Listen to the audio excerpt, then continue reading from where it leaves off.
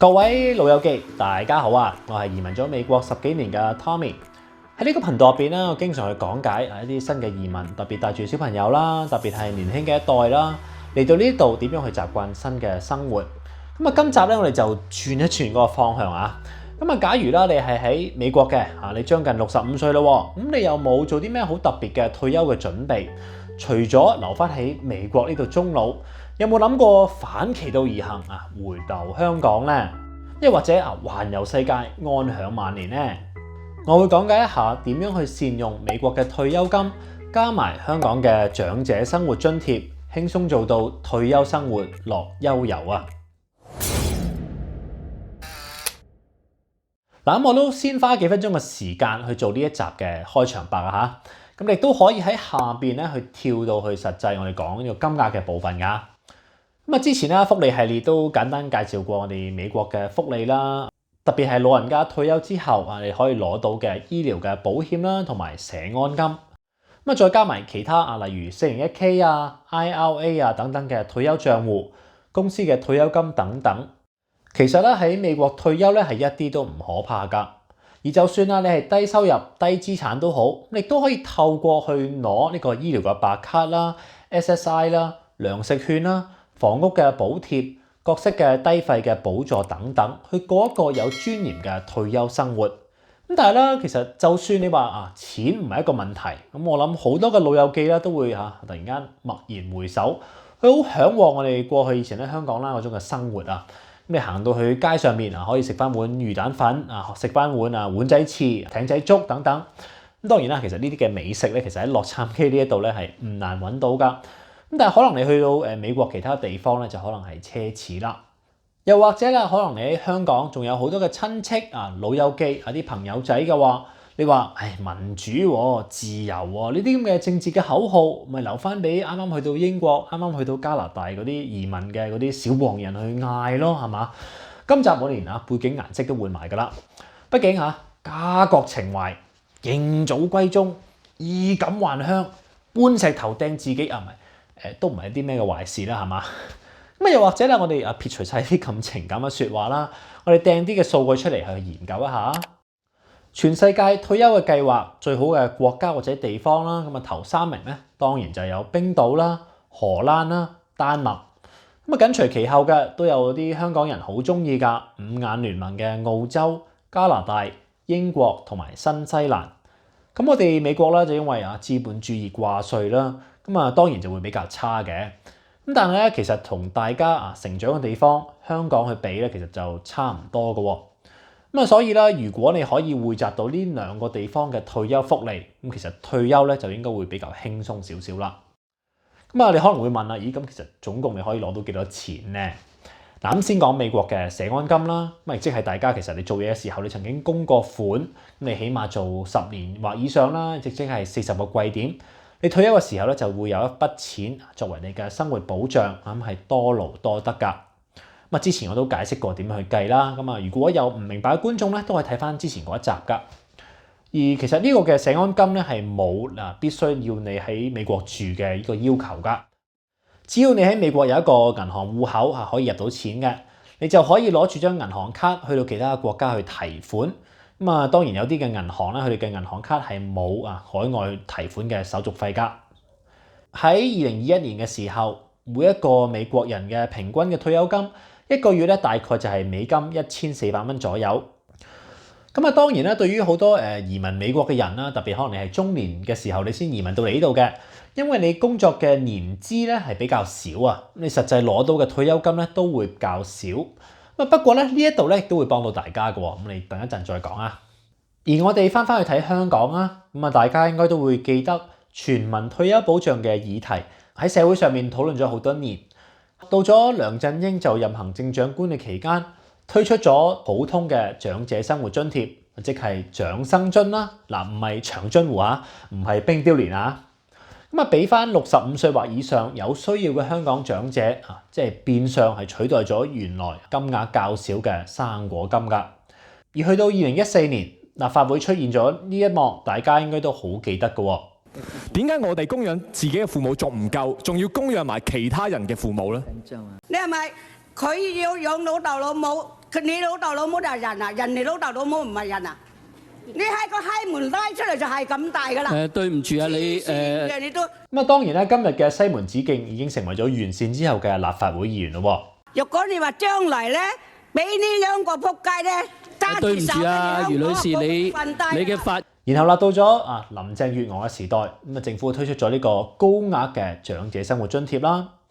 咁啊，長生津嘅呢個申請嘅規則啊、要求啊，咁啊就請大家做翻自己相關嘅研究啦。咁啊 YouTube 上面都有好多申請嘅教學噶啦。咁啊基本嘅條件啦，就係你必須係要年滿65歲或以上，亦都係曾經最少居住喺香港7年，亦都要喺申請日之前連續嘅居住香港至少1年。而上年年尾推出嘅施政報告入邊咧，佢就宣布咗今年嘅下半年起，合併普通及高額長者生活津貼，劃一採用普通津貼較寬鬆嘅資產上限，合資格嘅申請人將領取高額津貼，亦都會有一個對於回流港人一個比較重要嘅細節。政府亦都會研究放寬長生津同高齡津貼要連續居港1年嘅規定。咁我哋而家就嚟睇一睇究竟實際金額係幾多咯。只要兩公婆每一個月嘅總入息係唔超過港幣嘅15,600幾蚊，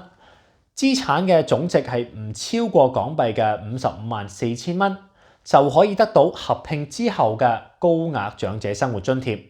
每一個人可以攞到3,815蚊。而香港嘅勞工及福利局已經向立法會提交咗上調呢個津貼嘅文件。只要財委會批准嘅話啦，高額長者生活津貼咧就每一個人就會多咗100蚊，咁真係多謝晒，達到去每一個人3,915蚊港幣。咁啊當然啦，因為而家香港嘅呢個完善嘅立法會入邊全部都係建制力量嘅朋友，咁所以咧通過應該就冇懸念噶咯。折合美金啦，每一個月兩公婆都會攞到1000蚊左右嘅。咁喺呢度咧都同大家做翻一個好有趣嘅分享啊！咁啱啱我哋咪假設係兩公婆佢哋結咗婚嘅狀態去整呢個長生津嘅。咁假設如果係離咗婚嘅，又或者係男女朋友同住嘅話，會點樣呢？你會見到啦，佢嘅網站上面單身人士如果佢哋分開申請嘅話啦，入息同埋資產嘅上限咧都會比夫妻嘅上限增加30%㗎。雖然社署嘅網站上面夫婦兩個字隔離有一個注釋2。等大家都以為同居同埋已婚嘅定義係一樣，咁但係咧下邊嘅注釋就列明要符合同居嘅定義，其中一個要求就係申請人同意向社會福利署提供其同居人士嘅個人資料同埋經濟狀況，姑勿論其同居人士有否領取津貼。亦即係換句話說只要申請人係唔願意向社署提供佢同居嘅人士嘅資料，佢就唔符合呢度所謂同居嘅定義，兩個人咧就可以分開嘅申請長生津，亦都可以去用呢個比較寬鬆嘅入息啦，同埋資產嘅上限。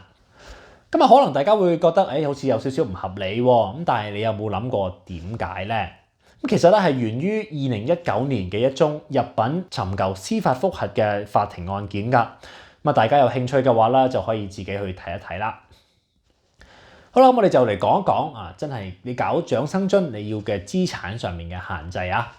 咁以下咧我就真係假設呢兩個人咧就真係結咗婚嘅兩公婆嚟㗎。咁唔包括你一間喺香港自住嘅物業啦、香港嘅 MPF 啦、人壽保險、香港年金、物業嘅逆按揭、骨灰龕等等，折合翻美金係唔能夠超過大概71,000蚊㗎。所以咧就真係包括埋大家可能喺香港以外，即係可能喺美國呢度啦，有唔同嘅退休嘅帳戶，譬如你有 401k 你有 IRA 入邊有錢嘅，你有股票戶口嘅，你有現金嘅存款等等。如果你喺美國有房產嘅話啦，咁你就真係可能要轉俾可能你嘅有子女嘅話咧，就轉俾佢哋嘅名下啦。大家其實喺美國你生活得耐啦，你玩過啲稅務玩過啲福利嘅遊戲咧，其實你應該都會知道點樣做㗎啦嚇。當然大家可能會講就係，你唔上報，其實香港政府點會知道咧？咁傻豬嘅你。但係咧，其實即係我呢度咧就真係想同大家講誠實要申報嘅事啊。然後啦，收入方面唔包括啲仔女俾你嘅家用啦，可能係生活費之類啦，逆按揭提供俾你嘅現金流等等。而除咗你話普通工資之外咧，我諗大家其實退咗休之後最主要嘅收入咧，應該就係我哋頭先片頭講過啦，美國嗰個嘅社安金嗰個金額啊。月收入嘅上限咁啊，兩個人咧係折合美金2000蚊。咁啊，當然啦，如果你係喺美國啊，淨係可能啱啱做夠10年嘢啦，或者你係工資做嘅時候唔係話好高嘅話，你一個人嘅退休金咧應該係唔會超過1000蚊美金㗎。咁所以你話兩個人你話要達到呢個限額咧，其實應該唔係話咁大嘅難度啦。咁但係如果真係假設啦，你話兩個人加埋一齊嘅收入啊，你超過咗2000蚊喎，咁點樣搞咧嚇？咁啊呢度咧就好需要大家少少嘅創意嚇。咁啊之前提過啦，美國嘅社安金係有一個叫全額退休福利年齡，而家通常嚟講咧就係66啦到67歲，呢個咧係大家通常嚟講係會攞退休金嘅年齡啦。咁但係咧，你都可以提早到去最早62歲啦，或者延後到去70歲先攞呢個退休金㗎。而呢個退休金咧，亦都係會有相關嘅扣減啦，或者係獎勵。而就算你真係而家已經攞緊退休金啦，你都可以暫停去攞㗎。咁啊，例如啦，你話兩個人嘅退休金啊，一共可能有2800蚊嘅，咁你提早5年去攞，咁啊就會打返個7折俾你啦，亦即係有2000蚊，咪就啱好啦。如果啦，你話兩公婆可能加埋嘅退休金已經有成4000蚊美金咯喎，咁可能就係其中一方咪諗一諗，其實你70歲之後先攞咯。因為反正其實你去到70歲嘅時候啦，不論收入你知道香港有咩最好啊？就係香港嘅生果金啦嚇。咁雖然真係可以買到生果啦，個金額就每個人咧就只有港幣嘅大概1500蚊左右啦。咁啊，所以其實大家就自己用一用你嘅想像力點樣去砌呢個收入嘅呢個數目出嚟啊。而當大家做到你嘅月收入係美金最多2000蚊，資產又唔多過71000蚊美金嘅話啦，你可以攞到嘅每個月嘅總收入咧，就會係社安金攞到最多嘅佢而家講緊港幣係15600幾蚊，再加埋長生津嘅港幣7800幾蚊，夾埋咧就係港幣23400幾蚊，亦即係計翻美金係成3000蚊啦。咁啊，對於你話啱啱一對退休嘅老友記嚟講，呢個數目應該都唔係話好差啩。咁啊，再加埋啦，如果大家可能相信香港政府嘅，咁你投資佢哋嘅香港年金，又或者你仔女係會幫你提供一個家用嘅話，咁畢竟啦，如果你連間屋都俾埋佢哋嘅話，咁佢哋供養你都係天經地義啩嚇。咁但係當然啦，都要假設你嘅仔女啦係冇俾我哋美國呢個邪惡嘅資本主義去所薰陶咁而變到六親不認啦嚇。畢竟其實呢啲事咧喺美國嘅華人圈子咧係經常發生㗎。而以下嘅時間我都想分3個嘅情景去剖析一下點樣去用呢個美金嘅3000蚊啊。第一個情景，你打算喺香港生活啦，然後終老。咁啊，居住方面大家應該都知道咁香港嘅房屋問題就非常之嚴重啦。如果你自己喺香港有自住物業嘅，又或者你有親戚朋友可以去嗰度租住嘅話啦，咁啊當然最好啦。唔係嘅話啦，咁可能你就要租一個可能劏房單位住啦，又或者可能租一個比較遠離市區嘅地方。咁我就計可能7000到8000蚊左右啦。咁啊加埋1000蚊嘅水電煤雜費。咁啊題外話啦移民美國嘅網友都反映喺美國嘅水電氣即係天然氣都係比香港嘅水電煤咧比較貴啦。其實呢個都係事實嚟㗎。咁啊，然後食物方面啦，咁啊假設你退休之後咁啊完全唔想自己煮飯啦，咁啊每一餐都係喺外邊去食飯嘅話，咁你可能朝頭早咪去啲中式嘅茶樓咯，特別係嗰啲舊屋村入邊咁啊一盅兩味嗰啲孖寶嘅套餐啦，每一個人其實30-40蚊落樓都可以揾到嘅。咁當然啦，好似我咁以前喺香港生活啦，其實都習慣夜晚可能5點之後啦，咁啊去買嗰啲隔夜嘅麵包啦。咁可能幾年之前我都講緊係有港幣7蚊，咁你買到3個菠蘿包可能9蚊買到3個椰絲奶油包等等啦。而午餐晚餐咁其實老人家應該就食唔得好多嘅。咁啊假設佢哋每個人每餐就食50蚊啦。咁畢竟其實老人家都唔係餐餐食羊腩煲、食鮑參翅肚啩。咁啊，仲要同政府鬥長命嘅喎，咁啊，所以咧一個月我就預佢哋嘅食物嘅成本大概係8400蚊左右。咁啊，交通方面咧，咁啊，假設佢哋每一個人咧就每一日咧就會搭即係呢啲公共交通工具咧就4次咁因為其實老人家又有2蚊嘅搭車優惠，咁其實一個月交通開支應該都係480蚊啫。咁醫療方面咧都假設翻你可能係冇一個長期嘅病患啦嚇，有病痛嘅話，你都會用政府俾你嘅醫療券啦，或者去睇街症啊。咁所以咧每一個月咧你就會剩翻5570蚊嘅港幣。大家就睇翻自己嘅需要啊，去做翻個規劃啦。咁但係我就覺得其實應該生活上嚟講咧即係你唔好話要求好多啦，應該都唔成問題嘅。而第二個情景啦，咁就係你希望去環遊世界喎。咁你要符合長生津嘅要求咧，喺成功申請之後，根據社署規則，你就只能夠短暫嚟講。當然啦，呢度嘅所謂短暫咧，所指嘅係每一年365日嘅305日啊。換句話說啦，即係其實每一年咧就只係需要喺香港居住最少60日，即係2個月啦。呢個規矩咧就係咪太過寬鬆咧？呢個問題就要問翻香港政府啊。我哋就喺度就淨係計一計，單呢2個月喺香港嘅開支啊。居住方面啦，我就假設呢兩公婆咧就會租一啲可能月租嘅酒店啦。你網上面都會揾到好多噶啦。可能7000蚊啦到15000蚊不等噶啦。我就假設佢哋會租一個1萬蚊嘅月租嘅單位，租2個月啦。加埋啱啱食飯同埋搭車16800蚊，加埋960蚊。然後兩公婆來回嘅機票，疫情之前咧，其實大概就400-500蚊美金就有交易噶啦。所以咧2個人就大概啦夾埋8000蚊港幣。當然啦，其實你話老人家都可以申請信用卡噶嘛。所以咧最後就會剩翻大概港幣235000蚊嘅預算，可以俾你之後10個月去用喎。可能你話每一個月大概係23500蚊嘅預算，你話喺香港又好，喺美國都好，其實生活咧係會比較貧苦啊。但係大家有冇諗過，其實退休之後去一啲可能生活開支比較低嘅地方生活咧？你話係特別即係東南亞地區啦，可能你話印尼啊、越南啊、泰國啊、馬來西亞、台灣等等啦。其實你話2萬蚊嘅開支咧，其實你就算購埋機票都好啦，都可以話係綽綽有餘㗎。當然啦，有好多嘅地方啊，如果你真係要逗留啊，可能你超過3個月啊、6個月或以上咧，就需要翻一個退休嘅簽證啦。呢個亦都要你自己去做翻少少嘅研究啊。而如果啦，因為你去啲咁成本低嘅地方去住啦，你有剩翻落嚟嘅錢，你都可以計劃可能有一年啊，大部分嘅時間去到一啲生活水平比較高嘅地方啊，可能你想去歐洲住嘅，譬如香港人好中意去英國咁先算啦。拉上補下，其實都唔係話一件難事。而呢一個周圍飛嘅概念咧，亦都係我哋後生少少啦，我哋成日講財務自由運動入邊，經常講到一個嘅詞語叫地利套利，即係 geo arbitrage， 同埋數碼嘅遊牧民 digital nomads。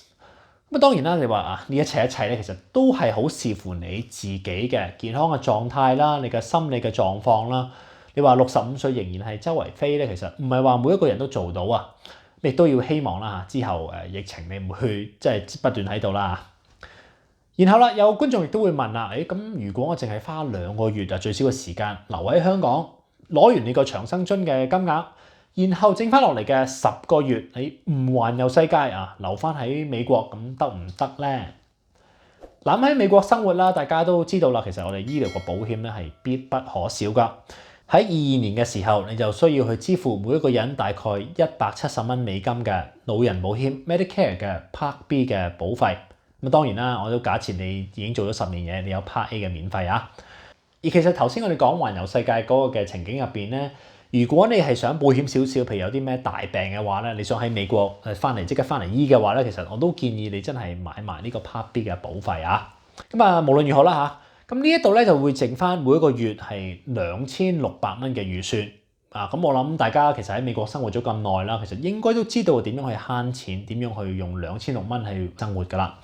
咁所以呢一度咧就留翻俾大家自己去規劃。咁但係點計都好啊，都係會比原本淨係攞我哋美國嘅社安金係好噶。所以咧，如果你話翻香港唔係話好麻煩嘅話咧何樂而不為咧？